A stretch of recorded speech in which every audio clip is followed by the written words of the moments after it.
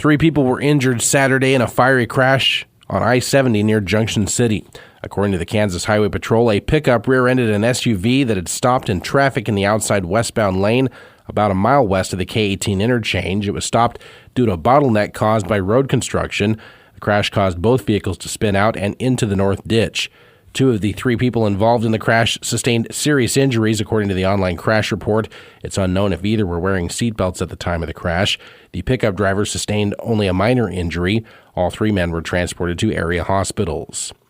A Tecumseh man was taken into custody earlier this month on a Riley County District Court warrant alleging felony breach of privacy.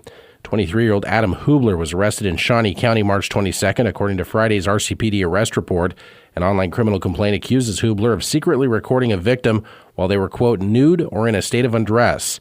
The incident is alleged to have occurred on or between August 1st, 2022 and May 31st, 2024 in Riley County. He's additionally charged with a misdemeanor count of unlawful acts concerning computers. Hubler was released from jail after posting a $6,500 bond and is set to appear in court on April 7th in front of Judge Kendra Lewison. Young orchestra musicians from across Manhattan gathered over the weekend for an all-day workshop that concluded with a concert performance at Manhattan High School.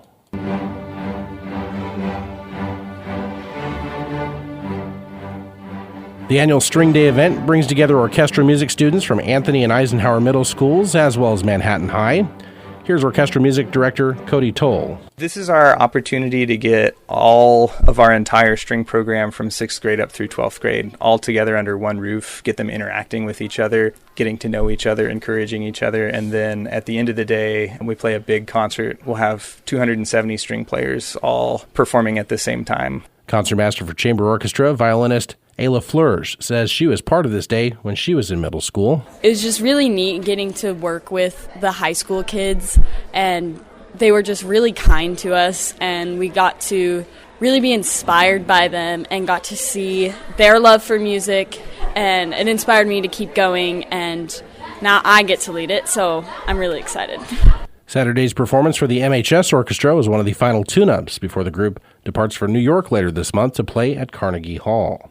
A Topeka-based manufacturer may soon occupy a new industrial space in East Manhattan. City commissioners tomorrow night will consider on first reading an economic development agreement with PTMW, a metal fabrication company, which intends to enter a lease agreement with Flint Hills Ventures, LLC.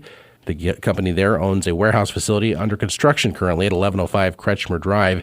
PTMW is requesting a 10-year tax abatement and an incentive package that includes a $760,000 performance-based job creation grant.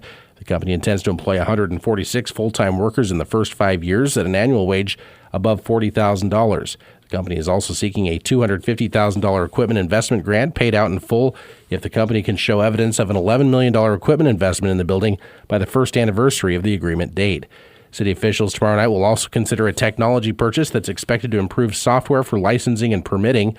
The city is looking to enter an agreement with Oracle totaling $892,000 to design and configure the system.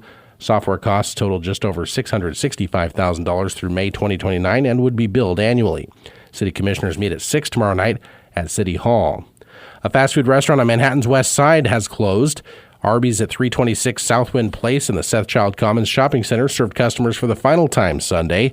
Shift manager Jolene O'Donnell writing in a post on Facebook the closure was due to the building in need of a massive renovation and the volume of business at the location not being enough to justify the cost.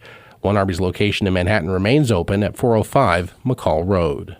Good morning, I'm Troy Coverdale with your sports headlines. Serena Sundell had a huge night putting up a game-high 22 points on 6 of 13 shooting, but the road for the K-State women came to an end Saturday evening as they fell 67-61 to USC in the Sweet 16 round of the NCAA tournament in Spokane. I would just credit my coaching staff and teammates for helping me grow. Over the last 4 years, I'm a much better player, and I have a lot more confidence than the 18-year-old I was when I first stepped on campus. So just a credit to the people around me, and yeah, I'm grateful to be a Wildcat. The game that lasts for K-State legends, Sundell, Aoka Lee, and Jalen Glenn. It's a group that won 93 games together over the last 4 seasons. It also marked the final game for Tamira Poindexter after 1 season in Manhattan. USC, meanwhile, advances to tangle with UConn tonight for the final of the 4 berths for next weekend's tournament wrap-up. Also tonight, TCU meets Texas. The Gamecocks of South Carolina will be in place to defend their national title next weekend. They beat Duke 54-50. And UCLA reached its first Final Four of the women's tournament ever with a 72-65 win over LSU. On the men's side, L.J. Cryer finished with 17 as Houston took care of Tennessee 69-50. Auburn advances with a 70-64 win over Michigan State. The K-State baseball team finished off a series sweep of Texas Tech. Shintaro Inoue's two-run walk-off single lifted the Wildcats past the Red Raiders 5-4. Tanner Bybee pitched shutout ball into the seventh as the Guardians beat the Royals 6-2 on Sunday. Kansas City is off to Milwaukee to play this afternoon with coverage at 12:30 on News Radio KMAN. Have a great day. I'm Troy Coverdale.